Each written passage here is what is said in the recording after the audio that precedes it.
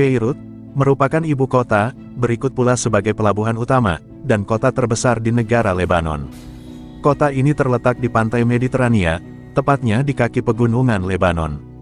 Sebagaimana video kami sebelumnya, bahwa negara Lebanon sejatinya memang terkenal sebagai sebuah rumah bagi berbagai macam sekte agama yang beragam. Bahkan, saking banyaknya, bisa dikatakan berbagai sekte agama yang dimaksud, yang berada di kawasan Timur Tengah, kesemuanya hampir semua bisa kita jumpai di negara sekecil Lebanon ini. Oleh karena demikian itu, kemudian daripada itu, disepakatilah sistem politik yang dikenal dengan konfesionalisme. Konfesionalisme yang dimaksudkan tersebut, tidak lain merupakan sebuah sistem politik, di mana di dalamnya membagi jabatan politis tertinggi secara proporsional untuk setiap perwakilan sekte agama yang berbeda-beda. Itulah sebabnya mengapa di Lebanon, presiden pasti dijabat oleh Kristen Maronit, perdana menteri dari Sunni, dan kepala parlementer dari Syiah. Itulah cara Lebanon untuk hidup berdampingan. Dari semua itu, presentase umat Islam sekitar 60%. Selanjutnya dari berbagai sekte ini, antara Sunni dan Syiah bersama-sama menjalankan ibadah. Menariknya, waktu azan maghrib mereka berbeda. Sehingga bagi kita yang asrama kampusnya dekat dengan pemukiman Syiah, kita terkadang harus mencermati, apakah ini azan masjid Sunni atau Syiah. Sehubungan dengan demikian tadi, Beirut merupakan salah satu kota dengan kontradiksi yang membingungkan, dengan karakternya yang memadukan antara yang canggih dan kosmopolitan, dan dengan yang bersifat provinsial dan parokial. Pada dasarnya, sebelum tahun 1975 Beirut telah secara luas dianggap sebagai kota yang sangat kebarat-baratan di Timur Tengah Arab.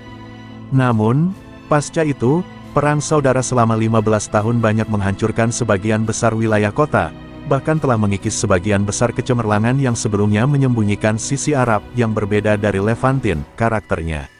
Sehubungan dari semangat sektarian dan ideologis yang dipicu oleh Perang Saudara, Beirut pada dasarnya tetap mempertahankan cara hidup yang liberal dan toleran, meskipun dalam keadaan yang berubah.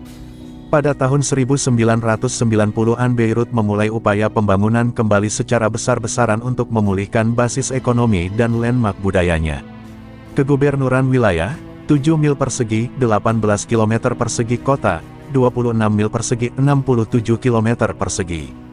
POP, perkiraan tahun 2003 kota, 1171,00, perkiraan 2005 kumpulan perkotaan, 1.777.000.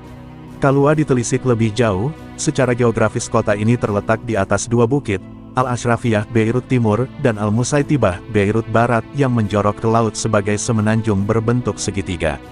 Di daerah pedalaman terdapat dataran pantai sempit Al-Sahil, yang membentang dari muara Nahar Al-Kalb, Sungai Anjing, di utara hingga muara Nahar Al-Damur, Sungai Damur, di selatan. Di bawah pemerintahan Vilayat Utsmaniyah dan mandat Perancis, pertumbuhan Beirut telah direncanakan. Namun setelah kemerdekaan pada tahun 1943 pertumbuhan tersebut terjadi secara sembarangan dan cepat. Diperkirakan populasi kota meningkat 10 kali lipat antara awal tahun 1930-an dan awal tahun 1970-an, dan luas wilayah kota bertambah 3 kali lipat dibandingkan tahun 1900.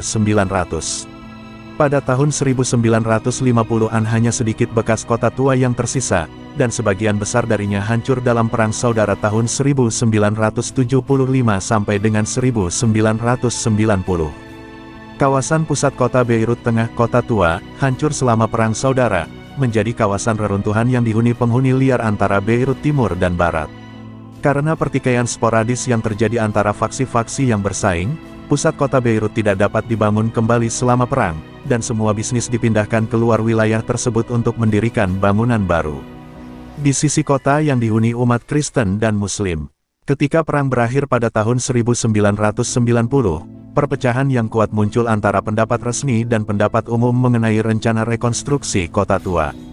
Hak milik yang tetap, yang sebagian besar berada di tangan pemilik tanah yang beragama Islam Sunni dan Kristen, bertentangan dengan situasi de facto yang saat itu berlaku di mana sebagian besar penghuni liar di wilayah tersebut adalah Muslim Syiah.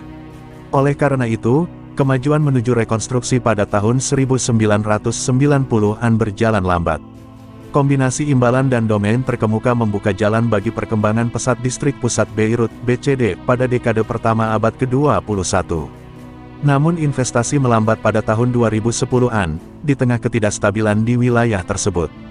Berdasar rilis pemerintah, populasi penduduk Beirut kurang lebih terbagi rata antara Muslim dan Kristen.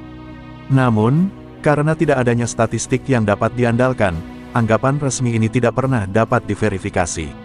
Masuknya sejumlah besar penganut Syiah ke Beirut Barat dan Tengah selama Perang Saudara mungkin menyebabkan keseimbangan populasi lebih berpihak pada umat Islam. Mayoritas dari kedua kelompok agama tersebut, Kristen dan Muslim, adalah etnis Arab dan mencakup pengungsi Palestina, penduduk Suriah, dan lainnya. Etnis minoritas yang sangat penting adalah orang-orang Kristen Armenia, ada juga etnis minoritas Kurdi di antara umat Islam.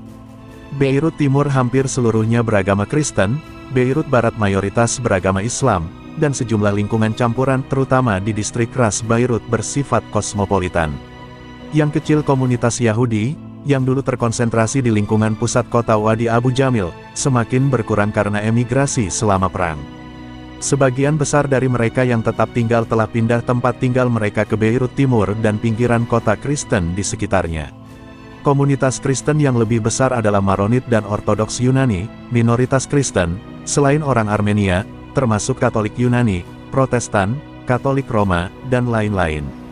Awalnya, itu Sunni adalah komunitas Muslim yang dominan, namun Muslim Syiah mulai pindah ke kota ini dalam jumlah yang semakin meningkat pada tahun 1960-an. Antara tahun 1952 dan 1975 Beirut adalah pusat kehidupan ekonomi, sosial, intelektual, dan budaya di Arab Timur Tengah. Di wilayah yang didominasi oleh rezim otoriter atau militeristik, ibu kota Lebanon secara umum dianggap sebagai surga liberalisme, meski berbahaya. Dengan pelabuhan dan bandaranya, ditambah dengan sistem ekonomi dan valuta asing Lebanon yang bebas, mata uang yang didukung emas, undang-undang kerahasiaan perbankan, dan suku bunga yang menguntungkan. Beirut menjadi pusat perbankan mapan bagi kekayaan Arab, yang sebagian besar diinvestasikan dalam konstruksi, perusahaan komersial, dan industri, kebanyakan pembuatan tekstil dan sepatu, pengolahan makanan, dan percetakan. Perusahaan perbankan dan bisnis asing menganggap Beirut sebagai basis ideal untuk operasi mereka di Timur Tengah Arab. Zona bebas, pelabuhan Beirut adalah pintu masuk utama bagi wilayah tersebut. Kelas profesional yang terampil menyediakan beragam layanan canggih untuk klien Pan-Arab. Beirut juga merupakan pusat pariwisata. Banyaknya surat kabar harian dan mingguan, jurnal, dan terbitan berkala lainnya, yang biasanya tidak disensor, membuat dunia Arab selalu mendapat informasi tentang perkembangan regional dan dunia serta memberikan opini editorial yang lengkap.